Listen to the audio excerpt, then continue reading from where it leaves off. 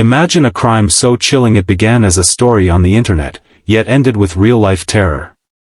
A 12-year-old girl, drawn by an online horror myth, nearly killed her classmate in cold blood, and now, after years of mental health treatment, the very person behind this crime has shocked the nation again. Morgan Geyser, whose stabbing attack in 2014 made headlines for its gruesome detail and disturbing motive, was conditionally released from a mental institution just months ago, only to vanish from her group home in Wisconsin. What would make someone, already under strict supervision, cut off a GPS tracker and flee the state? How did a crime inspired by a fictional character escalate from online myth to near tragedy, and why is the aftermath still making waves more than a decade later? This story isn't just about a stabbing. It's about obsession, delusion, and the thin line between childhood innocence and terrifying influence.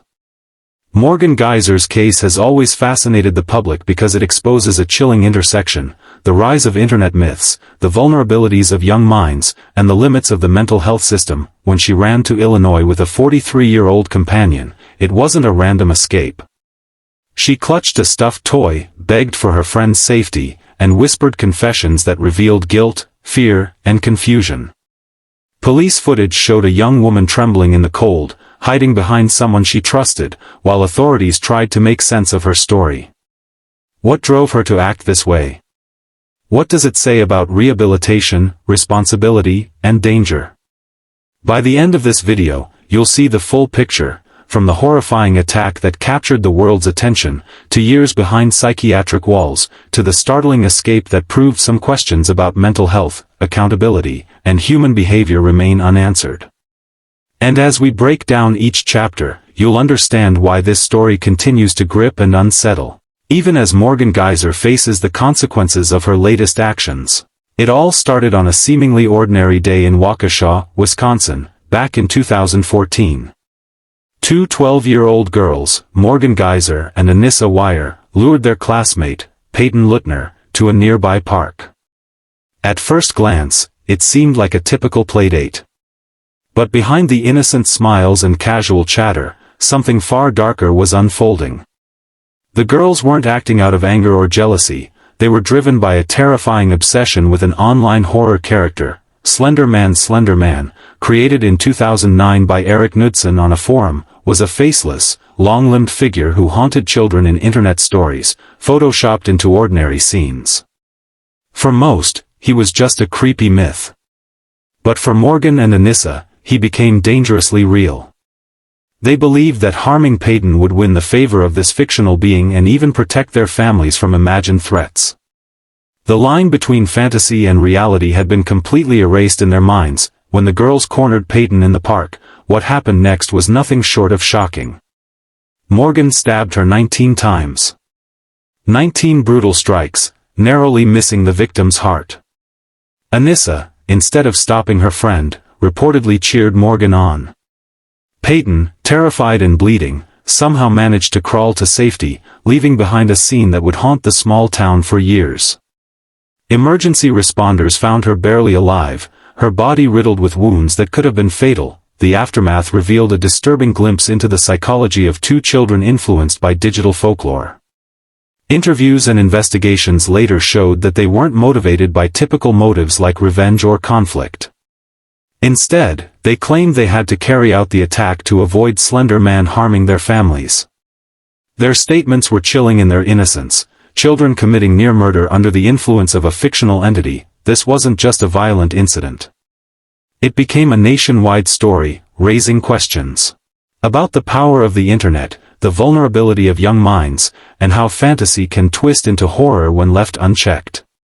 Families, schools, and communities were left asking, how could something so unreal drive children to commit such a near-tragic act? Even now, the 2014 stabbing remains infamous because it wasn't merely a crime, it was a moment where imagination collided with reality, leaving permanent scars on the victim and setting the stage for a saga that would continue for over a decade. After the horrifying 2014 attack, the legal system faced an unprecedented challenge. How do you try two 12-year-olds for a near-fatal stabbing inspired by a fictional internet character? In 2017, the courts decided that Morgan Geyser and Anissa Weier, though responsible for a violent crime, were not fully accountable in the traditional sense. Both were found not guilty by reason of mental disease or defect, and instead of prison, they were committed to state mental institutions. For Morgan, the diagnosis was severe and complex, early-onset schizophrenia, characterized by hallucinations, delusions, and episodes where reality and imagination blurred dangerously. Psychiatric reports revealed that she had been communicating with imaginary figures for years, seeing threats where none existed, believing in protective entities, and acting out fantasies as if they were commands. Experts concluded that her perception of Slender Man as a real, commanding presence made her actions terrifyingly plausible in her mind. During her institutionalization, Morgan's case became one of the most closely monitored in Wisconsin. She spent nearly 8 years under continuous supervision, with therapists, doctors, and security staff tracking her mental stability, social interactions, and potential for violence. Every decision was documented, from behavioral progress to setbacks, medications, therapy sessions, and even creative projects aimed at rehabilitating her cognitive and emotional functions. Anissa Weier's trajectory was similar but slightly shorter. She was committed for 25 years with conditional reviews. Both girls participated in extensive counseling, social skills training, and therapeutic programs designed to reduce delusional thinking and prepare them for eventual reintegration into society. Authorities hoped that over time, with consistent care, the influence of Slender Man would fade and rational thinking would take precedence. Yet, these years inside the mental institutions highlighted a stark reality: rehabilitation is not straightforward. Progress can be fragile. Reports occasionally noted lapses in judgment or lingering obsession with fantastical concepts. Even minor missteps or emotional stressors could trigger behaviors reminiscent of the past. The state's cautious approach reflected this. Release would only be considered when experts felt the risk of relapse was minimal and the individual could safely reintegrate into a controlled environment. Morgan's institutional journey was both a battle and a lesson. It underscored the intersection of mental illness, criminal responsibility, and the challenge of separating delusion from reality. While therapy and supervision offered hope, her case also served as a stark reminder that some childhood crimes, fueled by psychosis, leave a shadow that can stretch far into adulthood, influencing decisions, relationships, and, as later events proved, even her very freedom. After nearly a decade of intense psychiatric care and monitoring, 2025 brought a turning point in Morgan Geyser's story. At 23, she had spent most of her formative years inside a state mental institution, a place where every action, thought, and interaction was meticulously recorded, analyzed, and treated. While the public had long followed her case with a mixture of fascination and fear, Morgan was quietly petitioning for conditional release, hoping to step back into the world she had been separated from as a child. Conditional release is not a simple matter of letting someone go. It is a legal and medical decision, weighing the individual's mental stability against potential risk to society. Morgan's release had been denied multiple times before, reflecting the high stakes. One misstep could result in another tragedy, and the memory of the 2014 attack loomed large. But over the years, psychiatric evaluations suggested that Morgan had made measurable progress. Therapy sessions showed increased awareness of her past actions, reduced delusional thinking, and the ability to navigate supervised social interactions, all indicators that she could handle structured freedom. In September 2025, the court finally granted Morgan Geyser conditional release. She was moved to a Wisconsin group home, a facility designed to balance supervision with autonomy. There, she was allowed to live outside institutional walls but remained under strict conditions: GPS monitoring, regular check-ins with mental health professionals, and restrictions on who she could associate with. Her release was heralded in some quarters as a success story of rehabilitation. A young woman who had endured severe mental illness, received proper treatment, and now had the opportunity to reclaim her life. Yet, public reaction was far from unanimous. Many were deeply uneasy about the idea of someone involved in a near-fatal stabbing returning to society, even under strict supervision. Questions circulated in local communities and online forums: could someone with such a violent past truly reintegrate safely? Would the group home and monitoring systems be enough to prevent another dangerous incident? Morgan herself seemed aware of the precarious balance. Interviews and statements at the time suggested a mixture of apprehension, determination, and hope. She expressed a desire to move forward, to rebuild relationships, and to distance herself from the delusions that had once dictated her actions. But as events would soon reveal, life outside the walls was far more unpredictable than therapy sessions had prepared her for. This conditional release was supposed to be a measured step toward rehabilitation. Instead, it became the opening chapter of another shocking episode, one that would remind the world that progress, no matter how real, can be fragile when human emotion, mental health, and freedom collide. The calm of Morgan Geyser's conditional release was short-lived. Just weeks after settling into her Wisconsin group home, she vanished. On a cold November evening in 2025, Morgan cut off her GPS monitoring bracelet, a symbol of freedom that also tracked her every move. With her 43-year-old companion by her side, she slipped away from the structure meant to supervise her, leaving staff and authorities scrambling. The escape was not a random act of rebellion. Reports later revealed that Morgan fled out of fear that the group home might separate her from the companion she had grown close to. The two had developed a bond, described as supportive and understanding, and Morgan reportedly told her friend that she ran because of me. It was a startling glimpse into her emotional state, loyalty and attachment, mixed with fear, driving risky decisions even years after the original crime. The journey north into Illinois was a tense overnight bus ride. Police later released body camera footage showing the duo shivering outside a small truck stop in Posen, a village about 25 miles south of Chicago. Morgan, clutching a stuffed toy, appeared nervous but calm, insisting repeatedly that her companion was not involved in her past crimes. Her companion, initially refusing to give a name, simply kept their belongings together and quietly supported Morgan. The scene was surreal, a mix of vulnerability, confusion, and human connection playing out on a sidewalk in the cold night. Officers struggled to understand who they were dealing with. Morgan gave false names at first, and when pressed, admitted she did something really wrong, leaving the air tense with uncertainty about the severity of her actions. One officer even whispered to another, "I hope she didn't commit a homicide. The way she's talking, it's really, really bad." But the pair's escape, while alarming, did not involve any new violent acts. Thankfully, the arrest remained non-violent. Their apprehension ended the immediate crisis. Authorities confirmed that Morgan agreed not to contest extradition back to Wisconsin. Police described the arrest as controlled but deeply unsettling, highlighting both the unpredictability of individuals with severe mental health histories and the intense scrutiny required for supervised release. For many, the footage and details of the escape raised urgent questions. How secure are group homes for high-risk individuals? Could Morgan's emotional attachments and fears override structured supervision?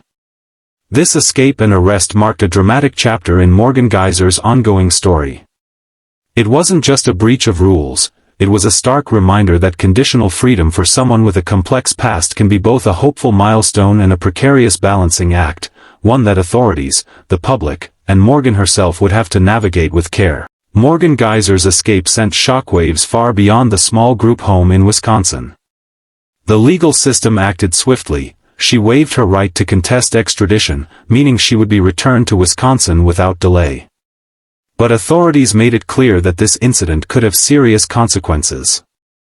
Wisconsin health officials now had the power to revoke her conditional release, sending her back to the psychiatric facility where she had spent most of the past 8 years. Beyond that, new charges were possible for her flight from supervision, a reminder that freedom under conditional release comes with strict accountability. The public response was intense. Social media erupted with debates, news outlets covered every detail, and communities across Wisconsin and Illinois reacted with a mixture of concern, fear, and fascination. Many people questioned the wisdom of conditional releases for individuals with histories of severe violence and psychosis. Headlines reflected a mix of shock and skepticism. How could someone involved in such a near-fatal stabbing return to society, even under supervision? Were the systems in place truly sufficient to prevent another incident? At the same time, some tried to humanize Morgan's story. Reports highlighted the bond she shared with her companion, who said Morgan was trying very hard to move away from it, referring to her past crimes. The companion emphasized that Morgan's flight wasn't a random act of rebellion, it was a deeply emotional decision driven by attachment and fear of separation. This nuance complicated the narrative, showing that while her actions were alarming, they were also rooted in human vulnerability. Psychologists and mental health experts weighed in, discussing the challenges of rehabilitating individuals with early-onset schizophrenia and delusional thinking. They noted that conditional release is a delicate process. It requires balancing safety with an opportunity for reintegration. Morgan's escape exposed the fragility of that balance, sparking discussions about how much supervision is enough and whether emotional bonds can sometimes override safety protocols. For the community, the episode was a stark reminder that rehabilitation is not linear. Even after years of treatment, progress can be disrupted by fear, attachment, or misjudgment. The public debate highlighted a difficult truth: society wants safety, justice, and compassion, but real-life cases like Morgan Geyser's force people to confront uncomfortable questions about mental illness, accountability, and the limits of our legal and healthcare systems. Ultimately, the legal fallout and public reaction illustrated the tension at the heart of Morgan's story, the collision of past horrors, human vulnerability, and the societal effort to balance second chances with protection. Morgan Geyser's story is more than a headline or a cautionary tale, it's a complex journey through crime, mental illness, and the fragile nature of rehabilitation. From the chilling 2014 stabbing, inspired by a fictional online figure, to nearly a decade inside a psychiatric institution, and finally to her shocking escape from supervised freedom, every chapter raises difficult questions about accountability, treatment, and human behavior. Her conditional release in 2025 was supposed to mark a turning point, a chance to reintegrate into society under careful supervision. Yet her escape revealed how unpredictable the path from mental illness to rehabilitation can be. Even with years of therapy, monitoring, and structured support, human emotions, attachment, fear, and vulnerability can sometimes override rules and caution. Morgan's bond with her companion, which played a central role in her flight, reminds us that personal relationships can carry immense influence, even over someone whose past included near-fatal violence. This case also highlights the limits of our legal and mental health systems. Courts and psychiatric institutions can provide guidance, oversight, and treatment, but the real world is far less controllable. Balancing safety, compassion, and opportunity is an ongoing struggle. Morgan's story forces us to confront uncomfortable truths, that rehabilitation can be fragile, that human behavior is unpredictable, and that even carefully monitored freedom carries risk. At the same time, the narrative underscores the enduring human capacity for connection and growth. Reports from her companion suggest that Morgan had been trying to move beyond the delusions and fears that shaped her childhood actions. The fact that she sought to protect someone else, even while breaking the rules of her release, reflects a complex interplay of guilt, care, and loyalty. It complicates the simplistic labels of criminal or patient, showing the nuances in cases where mental health and past trauma intersect with legal responsibility. As Morgan returns to Wisconsin to face potential revocation and new charges, her story remains unresolved, a saga that challenges society's assumptions about justice, rehabilitation, and the human mind. For viewers, it leaves a lingering question: when does rehabilitation truly succeed, and how do we balance second chances with the safety of the community? Morgan Geyser's journey reminds us that some stories are never simple. They are layered, unsettling, and thought-provoking, a chilling blend of past crimes, human vulnerability, and the ongoing struggle to reconcile freedom, accountability, and the capacity for change. And perhaps, most hauntingly, it's a story that forces us to confront the gray areas between innocence and guilt, delusion and reality, and fear and hope.